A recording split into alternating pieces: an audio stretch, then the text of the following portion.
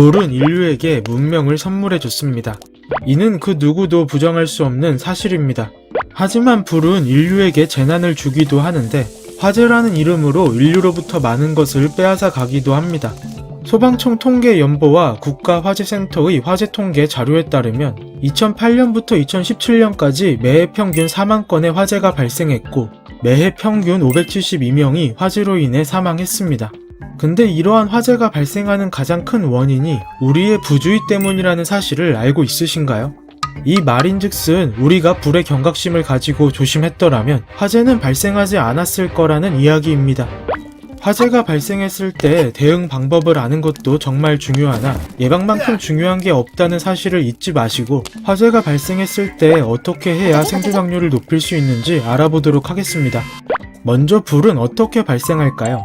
불은 연소 과정을 통해서 발생하는데 연소가 일어나기 위해서는 연료와 발화점 이상의 온도, 산소 등이 필요합니다.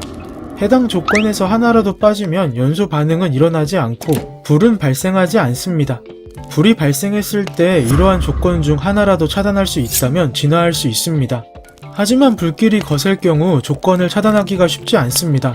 그래서 화재가 발생했을 때 불길이 거세지기 전인 초기 대응이 정말 중요한데 소화기의 중요성을 강조하는 이유이기도 합니다. 만약 초기 대응이 늦었고 불길이 거세졌을 경우 즉시 119에 신고하고 화재 경보 비상벨을 누르는 등 주변에 화재 사실을 전파해서 사람들이 화재 현장에서 대피할 수 있도록 해야 합니다.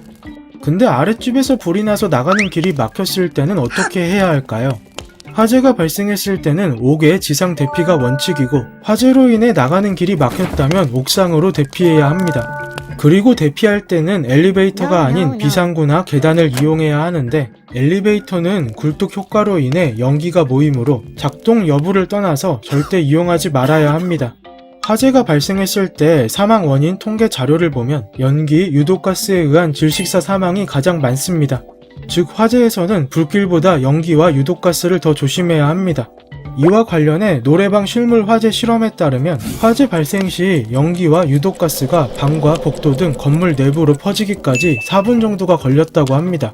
따라서 연기와 가스 등이 호흡기로 유입되는 것을 막기 위해 수건이나 옷가지 등으로 코와 입을 막아주고 가능하다면 물 분자의 인력이 이물질을 걸러낼 수 있도록 물에 적셔주는 게 좋습니다.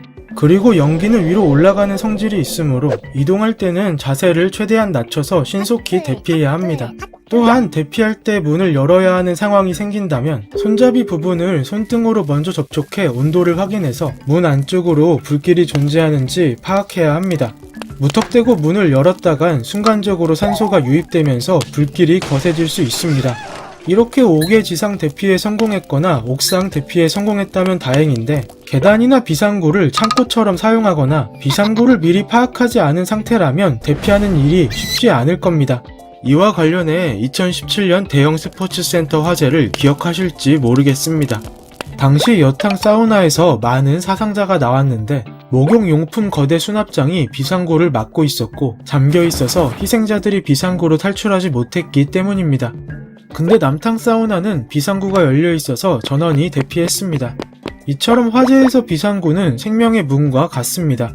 각별한 관리와 미리 위치를 파악해 두는 것이 중요합니다. 만약 대피에 어려움이 있는 상황이라면 일단 창문이 있는 쪽으로 대피해야 합니다. 왜냐하면 불길이 오지 않는다고 하더라도 연기가 유입될 수 있기 때문이고 밀폐된 공간에서 연기나 유독가스를 마시는 경우 3분 이내에 의식이 저하돼 생존 확률이 급격히 떨어질 수 있으므로 꼭 기억해 두길 바랍니다. 끝으로 다시 한번 말씀드리지만 이러한 대응 방법을 아는 것도 정말 중요하나 예방만큼 중요한 게 없습니다. 불을 사용할 때는 항상 주의하고 화재와 관련한 기본 안전 수칙을 지켜주어야 합니다.